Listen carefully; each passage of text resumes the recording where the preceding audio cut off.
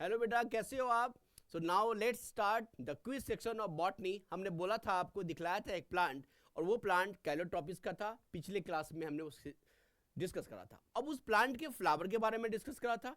But आपके syllabus में yes morphology class 11 की जो एनसीईआरटी है, उसमें आपको उस प्लांट के फाइलोटैक्सी के बारे में पढ़ना है। मैंने पूछा था कि आप बताओ इसकी फाइलोटैक्सी क्या है और उस फाइलोटैक्सी का क्या नाम है, और प्लांट का भी नाम पूछा था। तो लेट्स सी, यदि मैं इस प्लांट को देख पा रहा हूं, आप भी देख पा रहे हैं, बहुत साफ साफ बहुत कॉमन प्लांट है बेटा। ये प्लांट आपका कैलोट्रॉपिस है। अब इस कैलोट्रॉपिस प्लांट में फाइलोटैक्सी की बात की गई। फाइलोटैक्सी क्या होती है? Arrangement of leaf on the stem is called phyllotaxy. मतलब फ्लावर लीफ की जो अरेंजमेंट होती है एक प्लांट के ऊपर, एक खास मैनर में वो सजा होता है, and that is called phyllotaxy. Okay, so arrangement of leaf on the stem. तो कैसे सजा हुआ, आप ध्यान दो।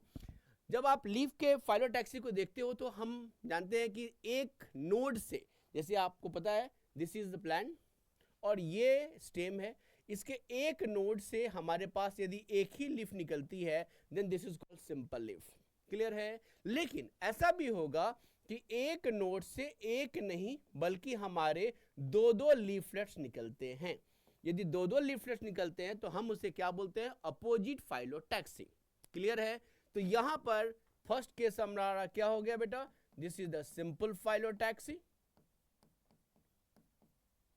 And second one is opposite phyllotaxy. अब ये जो अपोजिट फाइलोटैक्सी है, इसके दो पैटर्न होते हैं। एक पैटर्न ऐसा होता है जहां पे इन दोनों साइड में जो एंगल होती है वो एक जैसी होती है, जैसा कि ग्वाभा में पाया जाता है, और ये आपके सिलेबस में भी है। यदि सेम एंगल पे होगा तो वो उसे क्या बोलेंगे? Opposite phyllotaxy, and this is also called as superposed opposite phyllotaxy. लेकिन ऐसा भी होता है कि आपके पास ये स्टेम हो गया, इस स्टेम से आप देखेंगे कि दो दो लीफ निकलेंगे, लीफलेट्स, और उसकी एंगल जो होगी वो कैसी होगी? Just perpendicular to each other, 90 degree बनाता हुआ, समकोण बनाता हुआ। तो कैसे देखेंगे आप? ध्यान देखो, जैसे आप देखो ये प्लांट, देखो ये एक लीफलेट आप देख पा रहे हो, यहां है, ये यहां है। दूसरा आप देखो, ये यहां है और ये यहां है। क्या लग रहा है इसका? ये ऐसे हुआ, ऐसे हुआ। कौन सी एंगल आ गई बेटा? 90 डिग्री पे हो गया। तो यदि लीफ लेट्स आपस में एक पेयर ऐसे हो गया, दूसरा पेयर ऐसे आ गया, और एक दूसरे के राइट एंगल पे होती है, then this is called, again this is called yes opposite, क्योंकि अपोजिट साइड में है, एंड डेक्यूसेट टाइप। तो अपोजिट एंड डेक्यूसेट टाइप होती है, and this is the name of the phyllotaxy. इसका मतलब फाइलोटैक्सी कैसी हो गई? एक नोड से दो लीफलेट्स निकलेंगे, और दोनों लीफलेट्स में अपर लीफलेट्स होंगे, अपर लीफलेट्स, लोअर लीफलेट्स। अपर लीफलेट्स लोअर लीफलेट्स के साथ राइट एंगल का कोण बनाएगा, मींस परपेंडिकुलर होगा। तो ऐसे फाइलोटैक्सी को बेटा क्या बोलेंगे? Opposite and डेक्यूसेट। लेकिन आप अमरूद में देखेंगे, गुआवा में देखेंगे, वहां क्या होता है कि सेम एंगल पर बने होते हैं। यदि सेम एंगल पे बना होता है तो अपोजिट एंड सुपरपोज बोलते हैं, और ये अमरूद में पाया जाता है, गुआवा में पाया जाता है। ये अपने एनसीईआरटी में भी दिया हुआ है।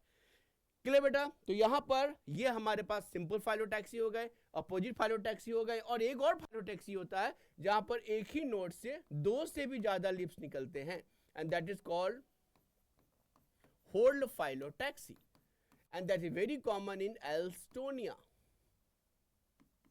एल्स्टोनिया में बहुत कॉमन है। और कैसे भूल सकते हैं तुलसी मैया को? यस बेटा, तुलसी में आपको याद होगा, देखो ये नीचे वाली तुलसी है, ये तुलसी भी कैलोट्रॉपिस के ही जैसा होता है। सो इस तुलसी में, ऑसिमम में भी आप देखेंगे तो यहां ध्यान दीजिए, आप क्या देख पा रहे हैं? देखिए ये दिस वन, और ये इसके ठीक राइट एंगल पे। तो जैसा कैलोट्रॉपिस में राइट एंगल की बात होती है फाइलोटैक्सी की, ठीक उसी प्रकार से तुलसी में भी आप देखेंगे तो एक ऐसे होगा और जस्ट एक ऐसे हो गया। तो एक क्या हो गया? ये कैसे और दूसरा ऐसे, मतलब कैसा पोजीशन हो गया ये? This is right angle, right ना? तो राइट एंगल यदि होगा then this is called opposite and decussate. Same angle पे होगा then this is called opposite and superpose. Single node से सिंगल लिप निकलेगी then this is the simple.